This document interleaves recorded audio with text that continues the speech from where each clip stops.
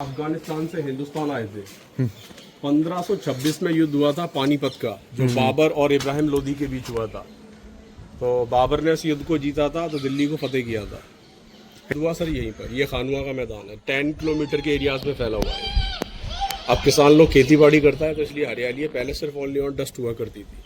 तो 1527 में सर यहाँ पर युद्ध हुआ बाबर और महाराणा सांगा प्रताप के ग्रैंडफादर, जो चित्तौड़ के राजा थे, मेवाड़ कहा जाता है। तो वो युद्ध यहीं पर हुआ था बाबर और महाराणा सांगा के बीच 1527 में। 24 आवर 24 घंटे लगातार युद्ध चला था। अच्छा जी। जिसमें बाबर की जीत हुई थी और महाराणा सांगा की हार। जीतने को उर्दू में बोलते हैं फतेह, तो बाबर ने नाम रखा फतेहपुर। सामने वाला जो गांव नजर आ रहा है, ये सर सीकरी गांव है। ये पहले से हुआ करता था। यहाँ के लोग हाथ से कारीगरी करते हैं स्टोन पर। इनके पूर्वजों ने इस बिल्डिंग को बनाया, सीकरी पार्ट को 12 साल में, फतेहपुर पार्ट बनाया 13 साल में। इनको शिखरवार बोला जाता है, इसलिए गांव का नाम सीकरी रखा गया था। तो बाबर ने जगह को नाम दिया फतेहपुर एंड सीकरी। उसके बाद बाबर के ग्रैंडसन हुए बादशाह अकबर। अकबर ने किले के 3 साइड दीवार बनाया, चौथी साइड को खाली छोड़ दिया। वो जो है साइड, ये सारा ब्लैंक चौथा साइड है। 3 साइड किले का दीवार और 9 दरवाजे बनाए। एक बादशाह अकबर के लिए, 3 क्वींस के लिए, बाकी उनके गार्ड्स के लिए बनाए। चौथी साइड को खाली छोड़ दिया। ये बिल्डिंग रेड सैंडस्टोन से बना है, इसको लाल बलुआ पत्थर बोलते हैं, यहीं का लोकल स्टोन है ये।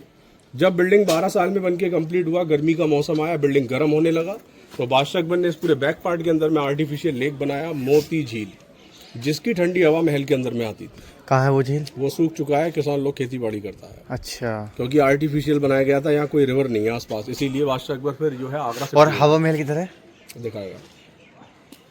तो यहाँ उन्होंने पानी का झील बनाया आर्टिफिशियल, जिसको नाम दिया मोती झील, जिसकी ठंडी हवा पैलेस के अंदर में आती थी और बादशाह अकबर बोटिंग करने के लिए जाते थे।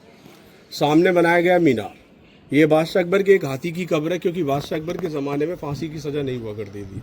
बादशाह अकबर के पास एक हाथी हुआ करता था, जिसका नाम बादशाह अकबर ने रखा था हिरन। हिरन का मतलब तेज, चालाक, समझदार। तो बादशाह अकबर इस एलिफेंट का इस्तेमाल अपने दीवाने आम में करते थे जजमेंट के तौर पर, क्योंकि उनके ज़माने में फांसी का सज़ा नहीं था। जो भी क्रिमिनल होता था उसको हाथी के आगे छोड़ा जाता था। हाथी उसको ट्रंक से स्मेल करता था, गुनहगार होता था, पैर रख के कुचल देता था, बेगुनाह होता था, उसको छोड़ दिया करता। आफ्टर ऑफ ऑल जब उसका डेथ हुआ, बादशाह अकबर ने नीचे उसको दफन कराया, ऊपर मीनार बनाया, इसको बोलते हैं हिरन मीनार। अच्छा, यहाँ है वो हाथी है। हाथी का टस लगाया गया है, इसमें कांटे कांटे नजर आ रहे हैं। हाँ हाँ, ये हाथी के दांत लगाए गए। ओहो। ये फेवरेट एलिफेंट था बादशाह अकबर का, जिसका नाम बादशाह अकबर ने हिरन रखा था।